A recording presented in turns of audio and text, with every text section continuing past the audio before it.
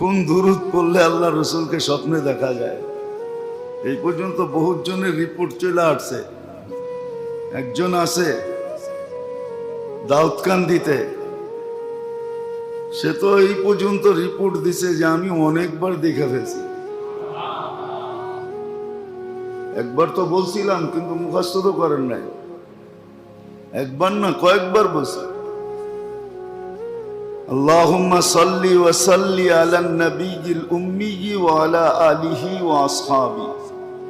এই দুরূদ যে সকাল বিকাল 200 বার পড়বে, যত বেশি পড়তে পারে তত লাভ। আল্লাহ রসুলকে স্বপ্নে দেখবে। আল্লাহুম্মা সাল্লি ওয়া সাল্লিম আলান নবিয়্যিল উম্মি ওয়া আলা আলিহি ওয়া আসহাবি। এই দুরূদ যে পড়বে